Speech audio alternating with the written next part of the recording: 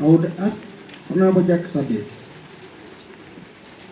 for us to be able to answer the question we put forward many years ago to lead the campaign bureau as our chair.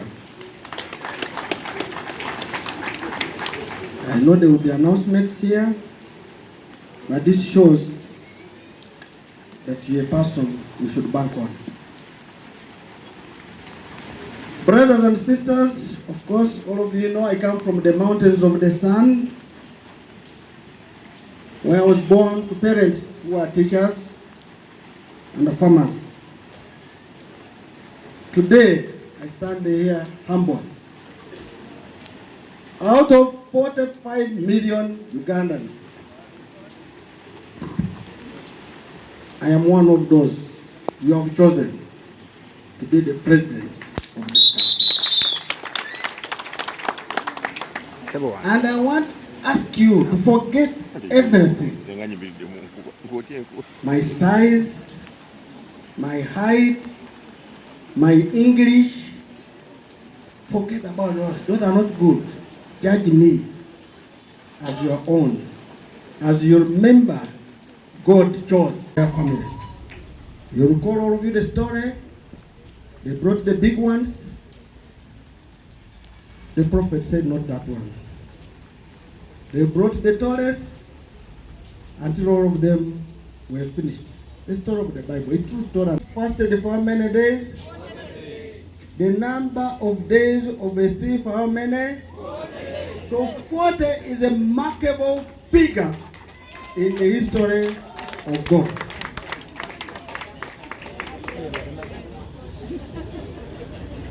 It is time. 40 years have reached.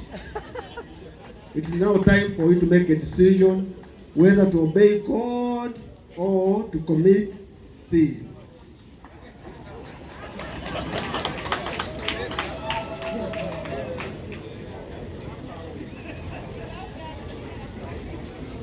Of course, I've crossed paths with many of you, fellow Ugandans, men and women, youth, and the people of different backgrounds and tribes.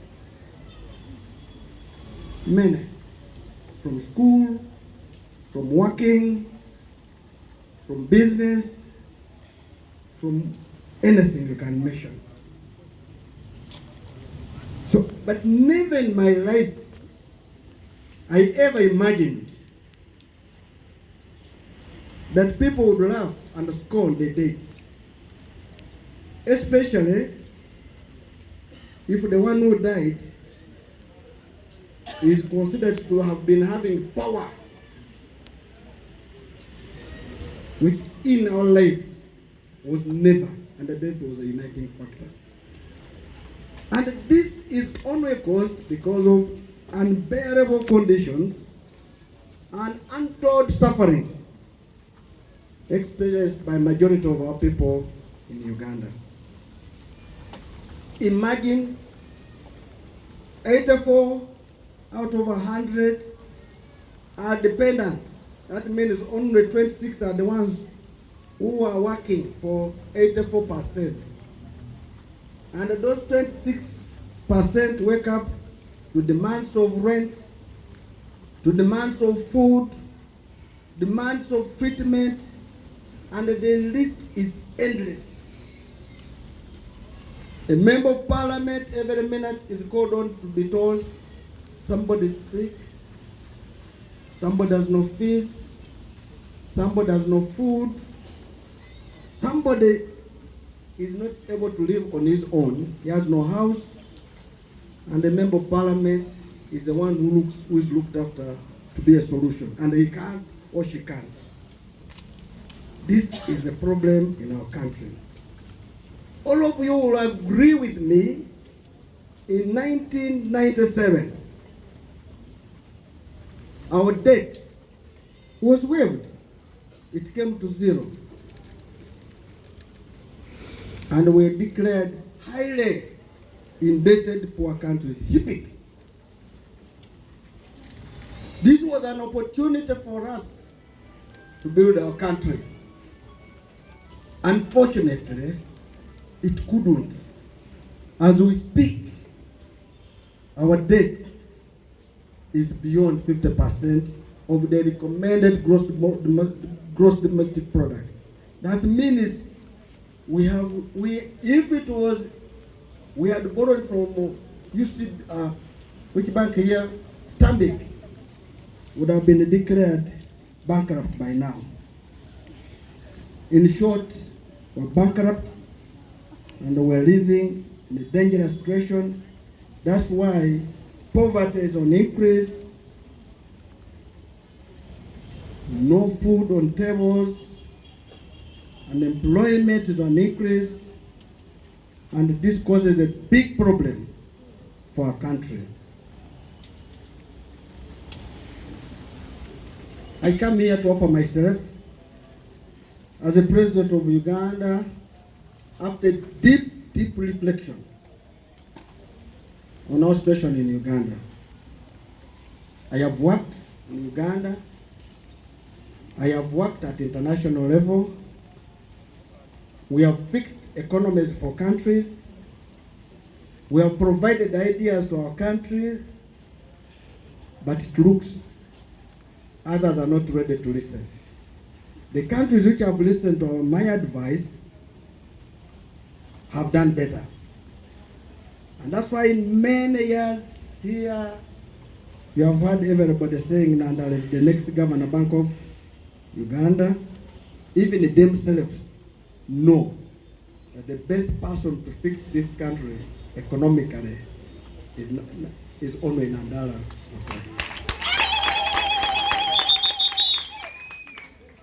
Our youth are living in bad situations. Citizens are burdened with health bills because health services are not functioning. Schools, the people who go to school now are burdened with fees. The country is heavily taxed.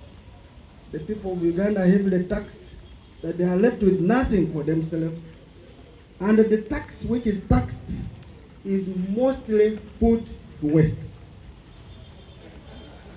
All of you will agree there's a report of World Bank which has been, I think, confirmed by our GG that of our budget, 10 trillion is wasted in corruption. 10 trillion. When I was telling somebody that I am going, if made a president of this country, I'll put 100 million in every village. Somebody said, where will you get the money? I want to run mathematics with me. We have 70,000 villages, times 100 million, you get 7 trillion. If I plug corruption of 10 trillion, I'll put 70 trillion in the village, balance of 3 trillion will be available for another. I demonstrate experience in fighting corruption, and I can tell you, with all of you working together with me, this is possible.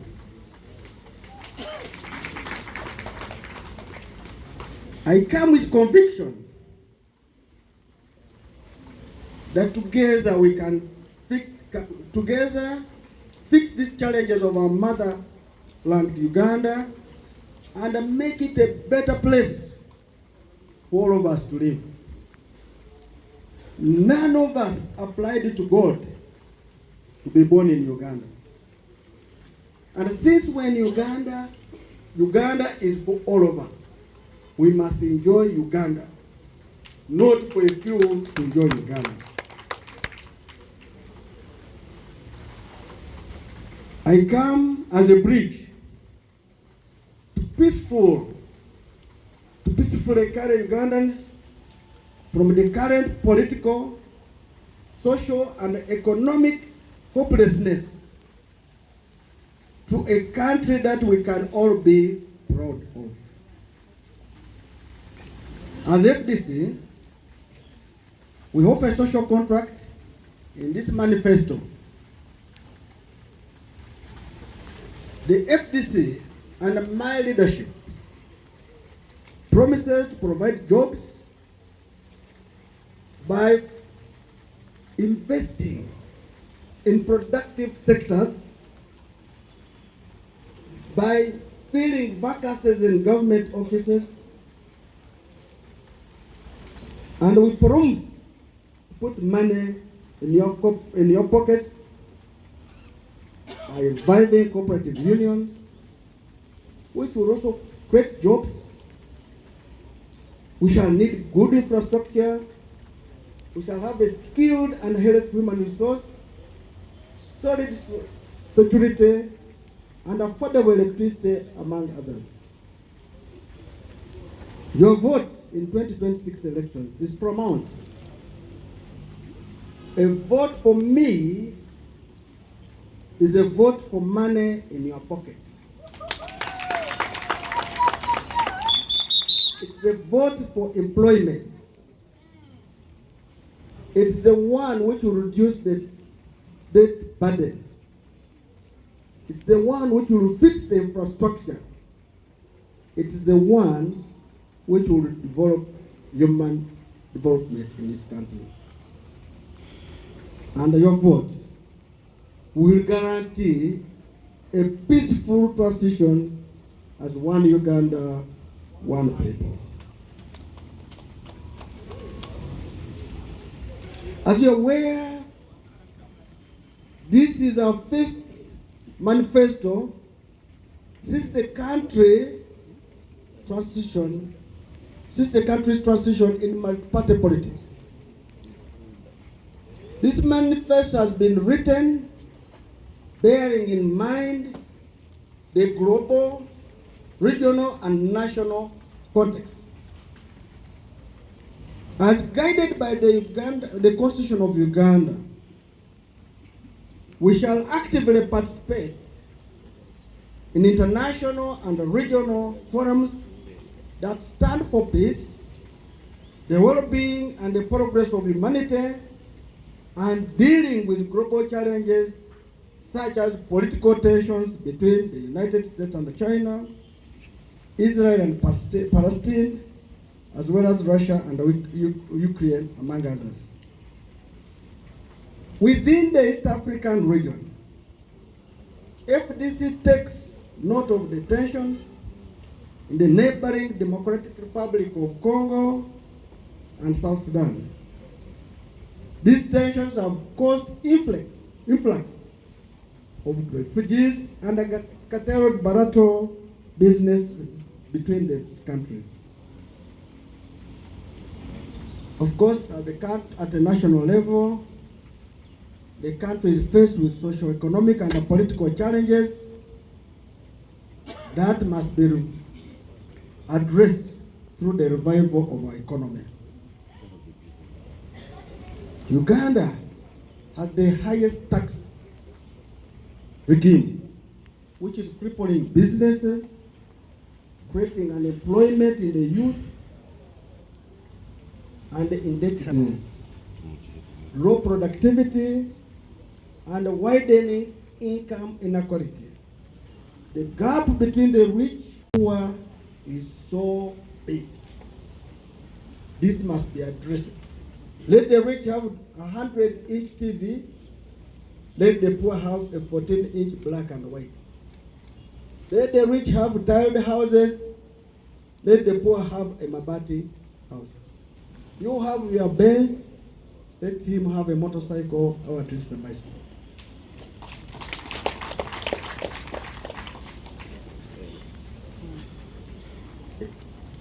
Of course, all these have led to land disputes, environmental degradation, poor infrastructure, low quality education, and of course, the ailing health sector. The 2024 National Population and Housing Census put our population at 45.9 million. And of these, 50% are below 18 years of age. And the same report reveals that 84 out of 100 are dependents. This poses a high danger burden, and it has led to over 4 million youth unemployed, education of the youth being low and not being well